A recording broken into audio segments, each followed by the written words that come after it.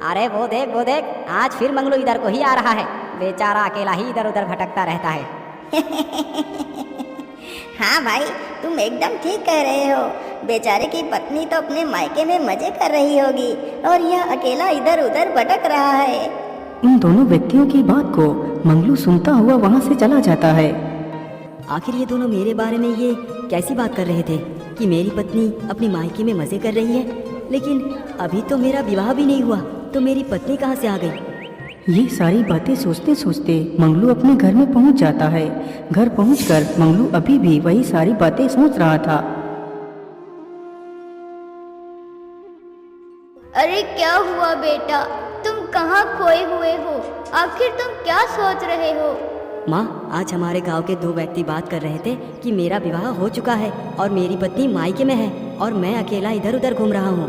बेटा, गांव के आदमी बिल्कुल ठीक कहते हैं। लेकिन माँ, आखिर मेरा विवाह कब हुआ? मुझे तो उसके बारे में कुछ पता ही नहीं। बेटा, तेरा विवाह बचपन में ही हो गया था, जब तू सिर्फ 5 साल का था। लेकिन माँ, मेरा विवाह आखिर किसके साथ हुआ है और मेरी पत्नी कहाँ है? बेटा, तेरा विवाह मेरी सहेली रामकली की बेटी के साथ हुआ था। वह चंपक राज्य में रहती है। अपने विवाह की बात सुनकर मंगलू बड़ा ही खुश हो जाता है। माँ, यदि आप बुरा ना माने तो मैं अपनी पत्नी को लेने जाना चाहता हूँ। ठीक है बेटा, इसमें बुरा मानने की क्या बात है? तुम अवश्य जा सकते हो। जरा मैं तुम्हारे लिए कुछ रोटियां बांध देती हूँ, तुम रास्ते में खा लेना। इतना बोलकर वह बुढ़िया एक पोटली में कुछ रोटियां बांधकर मंगलू को देती है।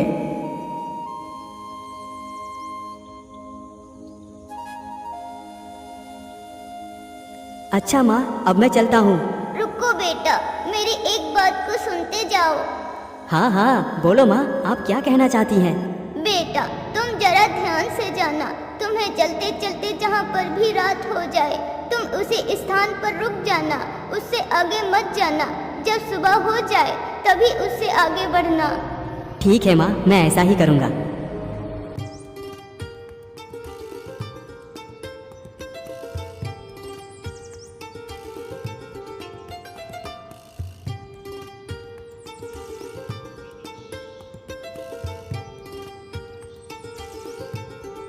मंगलू को चलते चलते सुबह से दोपहर हो जाती है।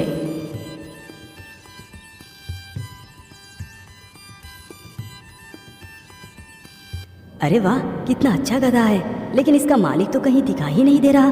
चलो कोई बात नहीं, यदि तेरा कोई मालिक नहीं है तो मैं ही तेरा मालिक बन जाऊंगा। जब मैं अपनी ससुराल से वापस लौटूंगा तो तुझे भी अपने साथ ही ले जाऊंगा। तब तक के लिए तू यहीं पर आराम कर। इतना बोलकर मंगलू आगे बढ़ता है। ओहो, चलते चलते तो कितनी जोर की भूख लग गई है। मैं ऐसा करता हूँ, यहीं बैठकर थोड़ा सा खाना खा लेता हूँ, नदी तो पास में ही है। इतना सोचकर मंगलू वहीं पर बैठकर खाना खाने लगता है।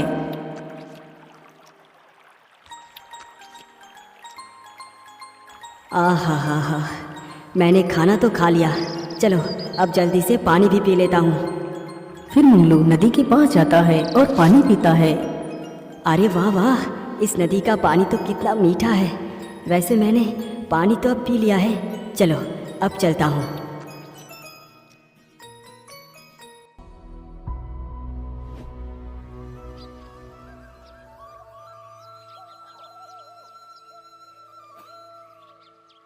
अरे भाई, ये कौन सा गांव है? भैया, यह चंपक राज्य है। हाँ हाँ, माँ ने यही गांव बताया था। इसका मतलब यही मेरी ससुराल है। अरे भाई, इस गांव में रामकली का घर कहाँ पर है? अरे भाई, रामकली का घर गांव के आखिर में पड़ेगा। तुम यहाँ से सीधे चले जाओ, रामकली के घर ही पहुँच जाओगे।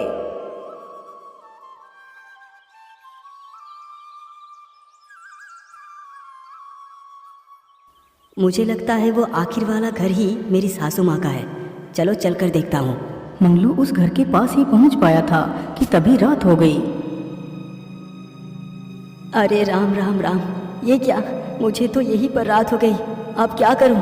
माँ ने तो बताया था कि चलते चलते जहाँ पर रात हो जाए उसी स्थान पर रुक जाना, फिर सुबह आगे बढ़ना।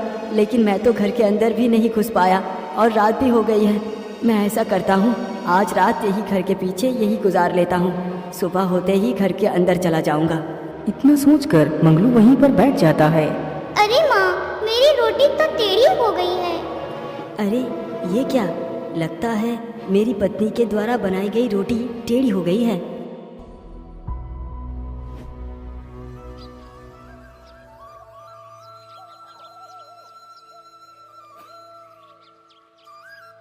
सुबह होते ही मंगलू उठता है और घर के अंदर चला जाता है।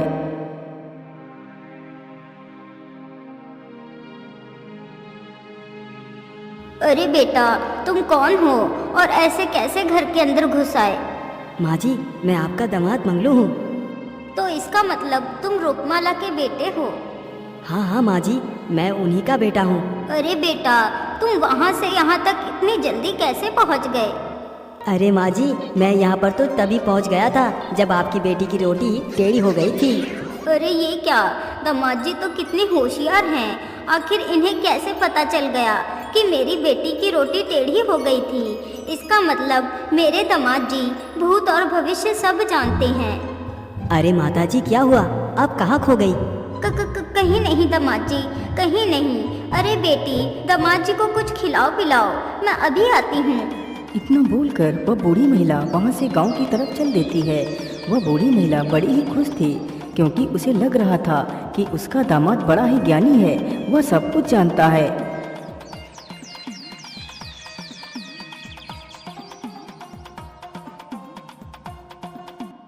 अरे धनिया, क्या बात है, तेरा मुंह इतना उतरा हुआ क्यों है?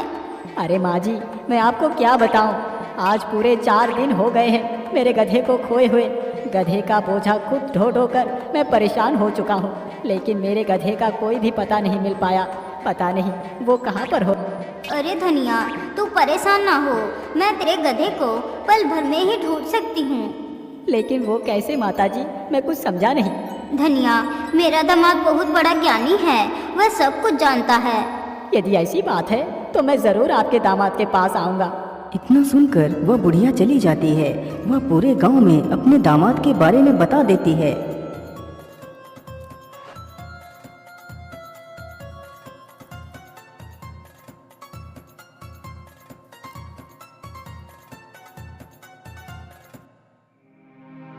दामाद जी, मेरी मदद कीजिए। मैंने आपके बारे में बहुत कुछ सुना है कि आप बहुत ज्ञानी पुरुष हैं। हाँ हाँ भाई, मैं ज्ञानी तो हूँ ही, लेकिन तुम्हारी क्या समस्या है? दामाद जी, मेरा गधा 4 दिनों से लापता है। मैंने हर जगह ढूंढ लिया लेकिन कहीं भी नहीं मिला। क्या तुम मेरे गधे के बारे में कुछ बता सकते हो कि इस वक्त मेरा गधा कहाँ पर है? धनिया के मुख से गधे की बात सुनकर मंगलू का ध्यान उसी गधे पर जाता है जो गधा उसे जंगल में घास खाते हुए मिला था। मंगलू समझ गया कि वह गधा ही धनिया का गधा है। अरे दामाद जी, आपको क्या हुआ? आप किस चिंता में डूब गए? कहीं नहीं भाई, मैं आपके गधे के बारे में ही ध्यान लगा रहा था कि आपका गधा आखिर कहाँ पर है। मंगलू झूठ मूठ अपनी आंखें बंद करता है और मन ही मन कुछ बड़बड़ाता है। अरे धनिया भाई, आपका गधा इस गांव के उत्तर दिशा में जो एक जंगल है, उसी जंगल में वो इस वक्त एक पेड़ के नीचे घास खा रहा है। मंगलू के मुख से यह बात सुनकर वह व्यक्ति बड़ा ही प्रसन्न होता है। वह तुरंत ही वहां से उत्तर दिशा की ओर जंगल में जाता है।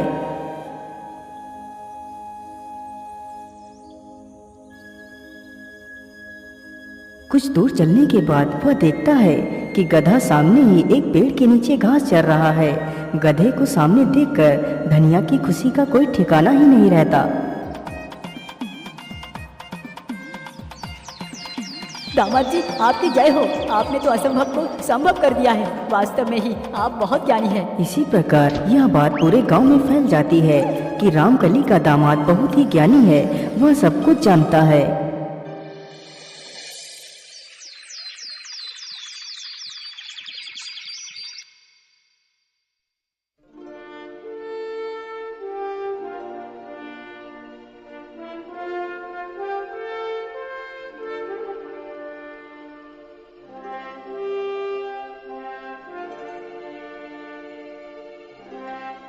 महाराज, मैं सत्य कह रहा हूँ, रामकली का दामाद कोई बहुत बड़ा ज्योतिषी है। वह भूत और भविष्य सब कुछ जानता है। यदि ऐसी बात है तो मैं भी उस महान आदमी से जरूर मिलना चाहूँगा।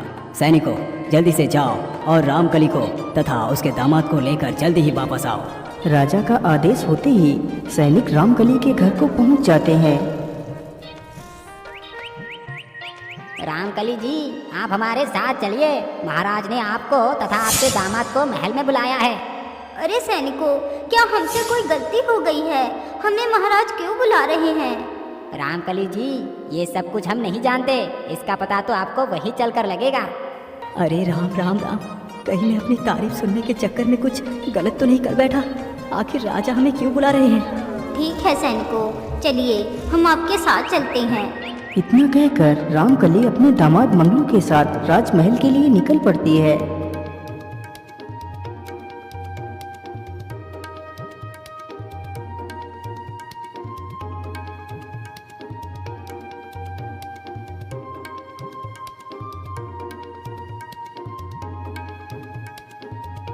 महाराज, आपने हमें याद किया। क्या हमसे कोई भूल हो गई है महाराज? नहीं रामकली, तुमसे ना ही कोई गलती हुई है और ना ही कोई भूल। हम तो सिर्फ इतना जानना चाहते हैं, क्या आपका दामाद भूत और भविष्य सब कुछ जानता है? जी महाराज, इसमें कोई संकोच नहीं। मेरा दामाद सब कुछ जानता है।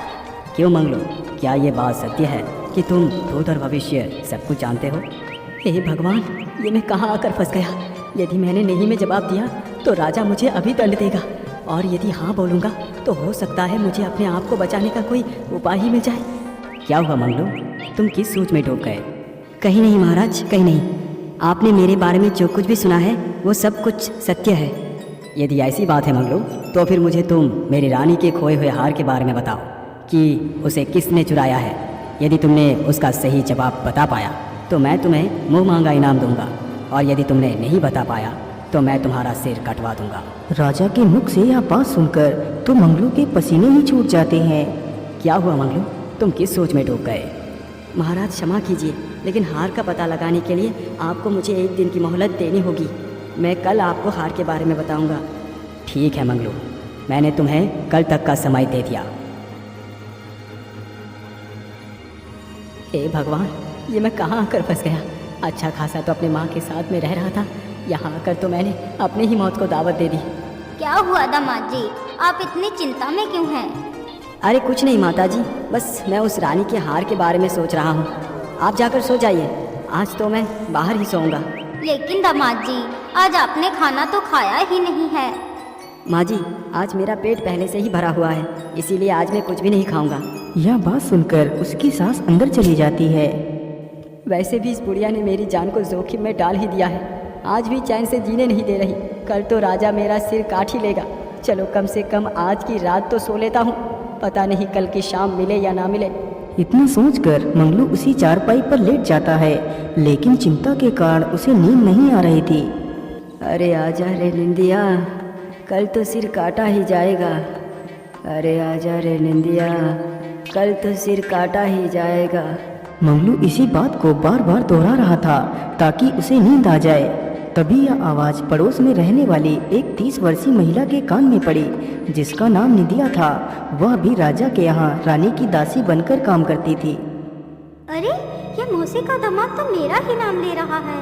क्या इसे पता चल गया कि रानी का हार मैंने ही चुराया है? हे भगवान, अब मेरा क्या होगा?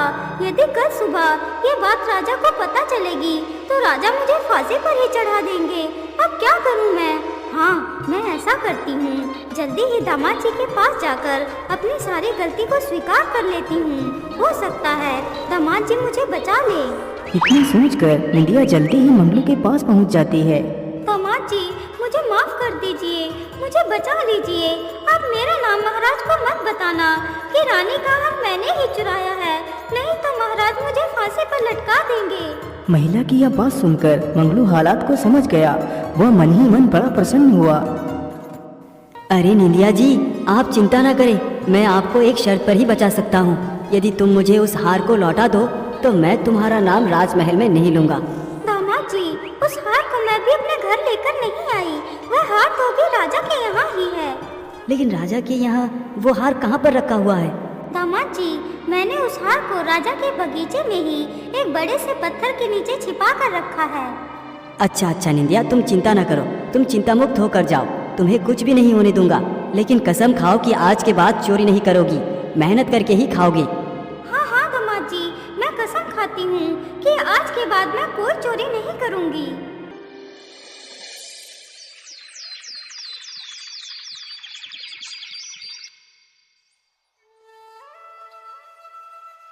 चलिए मंगलू, हमारे साथ राजमहल को चलिए, महाराज ने आपको बुलाया है। हाँ हाँ चलो सैनिकों, मैं आपके साथ चलने के लिए तैयार हूँ।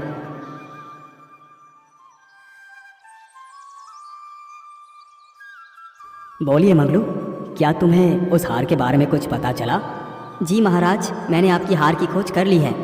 तो फिर जल्दी से बताइए मंगलू, वो हार कहाँ पर है? महाराज, वो हार आपके ही बगीचे में एक बड़े से पत्थर के नीचे पड़ा हुआ है। सैनिकों, जल्दी से बगीचे में चलकर देखो। आज्ञा मिलते ही सैनिक बगीचे में जाकर देखते हैं तो हार पत्थर के नीचे ही पड़ा हुआ होता है। यह देखकर तो राजा हैरान ही रह जाता है। वाह मंगलू वाह, तुम तो वाकई कितने ज्ञानी हो। बोलो, तुम्हें क्या इनाम चाहिए? महाराज, मुझे कुछ भी नहीं चाहिए। आप अपनी मर्जी से मुझे जो कुछ भी दे देंगे मैं उसे ही स्वीकार कर लूँगा। मंत्री जी, मंगलू को 1000 सोने की मोहरें उपहार में दे दी जाए। राजा का आदेश होते ही मंगलू को एक पोटली भरकर सोने की मोहरें दे दी जाती हैं। महाराज, अब मैं यहाँ से जाना चाहता हूँ, आप मुझे जाने की अनुमति दें।